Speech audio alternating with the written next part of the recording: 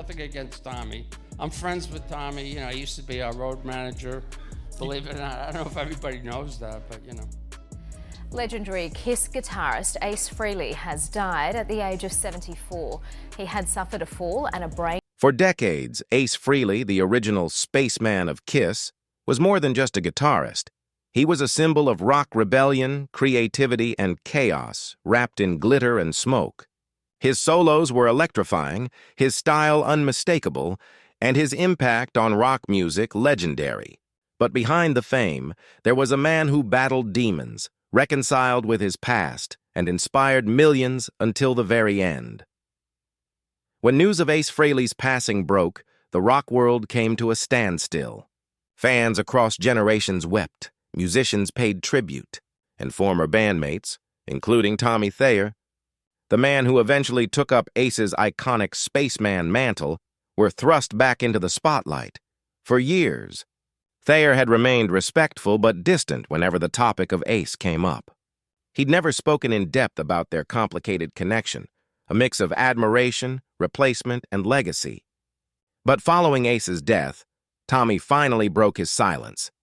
In an emotional interview that left fans stunned, Thayer spoke not just as the man who wore Ace's makeup, but as someone who carried the weight of continuing his legacy and the guilt of never having made peace before it was too late. His words revealed a side of the Kiss story fans had never heard before, raw, honest, and filled with respect. This is the story of two spacemen, bonded by destiny and divided by time, and how, in the end, Tommy Thayer's confession turned grief into tribute. Long before there was Tommy Thayer, there was Ace Frehley, the wild, unpredictable heart of Kiss. When the band first exploded onto the rock scene in the early 1970s, Ace was unlike anyone else. With his silver suit, cosmic persona, and a guitar that seemed to shoot lightning, he gave Kiss its most rebellious edge. Fans didn't just hear Ace's solos. They felt them. Every riff carried the energy of a man who lived on instinct, fearless, flawed, and free. But the same passion that made Ace a star also became his undoing. His battles with addiction, fame, and personal demons became almost as legendary as his music. He left Kiss in 1982, unable to keep up with the relentless machine the band had become. Yet, despite his absence, his shadow loomed large. Enter Tommy Thayer, a lifelong fan-turned-bandmate. Long before he stepped into the spaceman boots, Tommy had admired Ace. He'd grown up watching Kiss posters on his bedroom wall, dreaming of playing guitar like his hero. He never imagined that one day he'd be asked to become him. When Paul Stanley and Gene Simmons invited Tommy to take over as the new spaceman in the early 2000s, it wasn't a simple promotion. It was a burden. He knew stepping into Ace's role meant walking a line between homage and controversy. Fans were divided. Some welcomed his technical skill and professionalism. Others accused him of replacing a legend. Through it all, Tommy stayed silent. He respected Ace too much to speak ill of him. "I'm just here to keep the music alive," he'd say in interviews. But privately, the weight of being the other spaceman never left him. Every show, every guitar solo, every painted silver star was a reminder that he was carrying someone else's legacy. Over the years, the tension between Ace and the band was well documented. There were public jabs, reunion rumors, and moments of reconciliation that never quite lasted. Still, Tommy refused to feed the drama. When asked about Ace, he always responded with humility. "I'll always have respect for what Ace created," he once said. Without him, there would be no spaceman. Behind the scenes, Tommy and Ace's paths crossed occasionally, brief, cordial, and distant. There was admiration, but also a quiet tension. Ace saw someone wearing his costume, playing his licks, living his legacy. Tommy saw the man who'd inspired him to pick up a guitar in the first place. Then came the news that would shake him to his core. Ace Frehley had passed away. The message hit like a thunderclap. For Tommy, it wasn't just the loss of a rock icon. It was the loss of a man whose shoes he had spent decades walking in. In that moment, all the noise, the criticism, comparisons, and controversy fell away. What remained was grief, Real heavy personal grief. The man behind the makeup felt the loss of the legend who came before him. At the time, Tommy stayed silent. The world waited for his reaction, but none came. It wasn't that he didn't care. It was that he cared too much. Some things, he later said, are too deep for words. But as the tributes poured in, Tommy realized that Ace's legacy deserved more than silence. It deserved honesty and gratitude. And when he finally spoke, his words would reveal a truth that fans had never heard before. Because in the end, this wasn't a story of rivalry. It was one of respect, redemption, and the kind of bond that only music can create. Before Tommy Thayer ever stepped into the role of the spaceman, he was just a musician from Oregon who grew up idolizing Ace Frehley. He had his own band in the 80s, Black and Blue, and even then, his playing carried hints of Ace's influence, the swagger, the phrasing, the blend of melody and aggression that made Kiss songs unforgettable. Life has a strange way of turning admiration into destiny, and for Tommy, that destiny was written in silver paint and pyrotechnics. In the late 1980s, when Kiss was struggling to reinvent itself after removing their makeup, Tommy began working behind the scenes with Gene Simmons and Paul Stanley. He wasn't there as a replacement, but as a reliable hand, helping manage tours, handle logistics, and keep the band's massive engine running. To the band, Tommy was more than just a guitarist. He was dependable, grounded, and loyal, qualities that would later make him indispensable. When Ace returned for the 1996 reunion tour, fans celebrated. The original lineup, Gene, Paul, Peter, and Ace, was back together, reclaiming their crown as the kings of shock rock. But behind the fireworks and the cheers, cracks had already begun to form. Ace, though brilliant on stage, was battling his inner chaos once again. Missed rehearsals, inconsistent performances, and mounting tensions made it clear that the reunion was living on borrowed time. By the early 2000s, when Ace finally departed again, Kiss was at a crossroads. Should they retire the spaceman persona or continue it? Gene and Paul believed Kiss was bigger than any one member, and when they looked for someone who could fill that impossible role, there was only one name that came to mind: Tommy Thayer. When Tommy first put on the silver suit and painted the star over his eye, it was surreal. "It didn't feel like I was replacing anyone," he later said. "It felt like I was honoring something timeless." But not everyone saw it that way.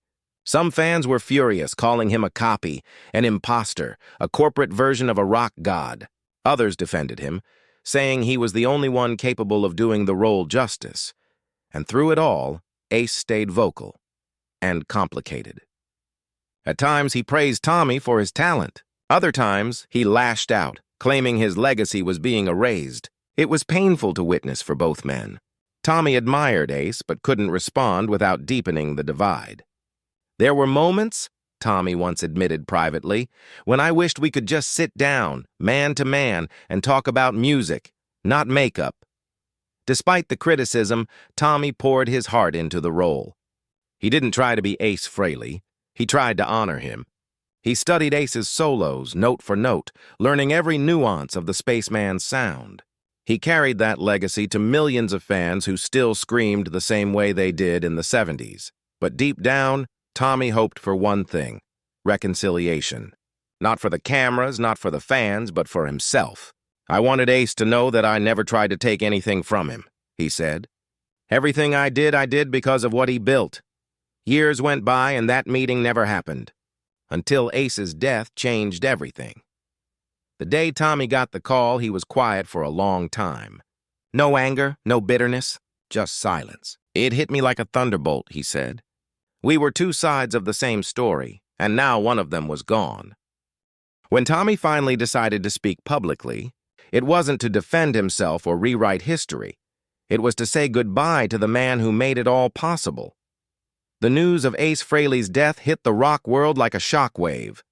For decades, he'd been the wild heart of Kiss, the unpredictable genius who could make a guitar sound like it was coming from another planet. Fans flooded social media with tributes, sharing photos, old concert tickets, and stories of how Ace's music changed their lives. But amid the chaos and grief, one person stayed silent: Tommy Thayer. For weeks, Tommy avoided interviews. He didn't post statements, didn't give quotes, didn't show up at public events. Those close to him said he was devastated. He respected Ace more than anyone realized, one bandmate confided. He just didn't want to turn something so personal into a headline. When Tommy finally broke his silence, he did it his way, with humility, honesty, and emotion. Sitting in a dimly lit studio surrounded by guitars and old Kiss memorabilia, Tommy spoke softly into the camera. "I wouldn't be who I am today without Ace Frehley," he began. "The man inspired me before I ever dreamed I'd meet him. Playing his parts on stage wasn't about imitation. It was about keeping his fire alive." He paused for a long time before continuing. Ace was one of a kind. He wasn't perfect. None of us are. But his creativity and his soul were something this world doesn't see often anymore. The video was only 5 minutes long, but it broke millions of hearts. Fans who once criticized Tommy flooded his comments with gratitude. "You honored him with grace," one wrote. "Ace would be proud of you." Behind that calm message, though, Tommy was struggling. He'd always hoped that one day he and Ace would meet face to face, not as rivals, not as symbols of Kiss's past and future, but as two guitarists who understood each other. "We came from different worlds," Tommy later said, "but we spoke the same language: music." There were times over the years when reconciliation almost happened. At a rock festival in 2019, both men were scheduled to appear. For a moment, fans thought they'd finally share a stage, but fate, as it had so many times before, had other plans. Schedules shifted, tensions lingered, and the opportunity slipped away once again.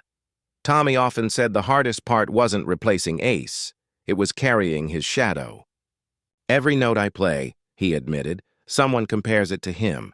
And that's okay, because he set the standard. He is the spaceman." When Ace's widow reached out to Tommy privately after the funeral, it was one of the most emotional conversations of his life. She told him Ace had been more at peace in his later years than people realized. He had even spoken kindly about Tommy in private, something few fans ever knew. "He respected how you kept the music alive," she said. "He just didn't know how to say it." Those words stayed with Tommy. At the next Kiss tribute event, he took the stage alone. No makeup, no lights, just a guitar and an amp. He played "Shock Me," Ace's signature song, the same one that had once inspired him as a teenager. Every note carried a weight, a farewell, and a kind of forgiveness that words could never express. When the song ended, Tommy looked out into the crowd, fans old and new, some in tears, and said quietly, "This one's for Ace. The spaceman lives forever." That night wasn't just a performance. It was closure. Two men, two lives, forever connected through 6 strings and a shared dream. One had blazed the trail. The other had kept it alive, and as Tommy walked off the stage, he knew that somewhere, somehow, Ace was smiling. In the quiet after Ace Frehley's passing, the world of rock seemed dimmer. His absence wasn't just felt on the stage. It echoed in every recording studio, every fan's memory, every guitar solo that dared to soar into the stars. But what many didn't realize was that his story wasn't ending. It was evolving into something timeless. Tommy Thayer, standing before thousands at a Kiss memorial concert in Los Angeles, looked almost overwhelmed. The stage glowed with purple and blue lights, Ace's favorite colors. Behind him, a giant screen flashed images of Ace through the decades: the 1970s wild-eyed spaceman, the 1980s comeback hero, the older but still fiery musician who refused to give up. When Tommy stepped up to the microphone, the audience went silent. "People talk about legends," he said, voice trembling slightly. But Ace didn't want to be a legend. He wanted to be loud. He wanted to make you feel something. He laughed softly, the kind of laugh that comes with tears just below the surface. He was unpredictable, infuriating, brilliant, sometimes all in the same minute. But that's what made him Ace Frehley. You couldn't control him. You could only admire him. That night, As the band launched into New York Groove, a song that had once defined Ace's solo career, the crowd sang louder than the guitars. It wasn't a concert anymore. It was communion. Even people who had never met him felt his spirit in every note. After the show, Tommy sat alone backstage, surrounded by Ace's guitars, on loan from his family. He picked one up, a silver Les Paul that had seen hundreds of stages, and ran his fingers across the strings. The sound was faint but hauntingly beautiful. "You left a lot behind, old friend," he whispered. For Tommy, that night wasn't about closure. It was about continuation. "Legends don't die," he said in an interview weeks later. They echo. And every time a kid picks up a guitar and plays that first riff from Cold Gin, Ace is right there with them. Over the months that followed, tributes poured in from every corner of the world. Slash called Ace the reason I picked up a guitar. Dave Grohl wrote that he never saw anyone make rock feel more dangerous and fun at the same time. Even Gene Simmons, often critical of Ace's struggles, posted a rare message of affection. "No one played like Ace. No one ever will." But perhaps the most touching moment came quietly. When Ace's daughter, Monique, shared a handwritten note she'd found in one of his journals. It read, "If people remember me, I hope they remember the sound, not the fame, not the fights, just the sound, because that's who I really was." That note spread like wildfire. Fans tattooed it, shared it, printed it on posters. It became a symbol of what Ace represented. Authenticity. A man who, through every struggle and every success, stayed true to the music that saved his life. Months later, Tommy helped organize a charity in Ace's name, the Spaceman Foundation, dedicated to helping young musicians afford instruments and lessons. "Ace believed every kid deserved a shot at rock and roll," Tommy said at the launch. Now they'll have one. And in that moment, you could almost feel Ace's presence. The grin, the laugh, the spark that never really went out. Because some stars don't fade when they burn out. They explode into galaxies of inspiration, lighting the way for generations to come. And for Ace Frehley, the spaceman, that light will shine forever.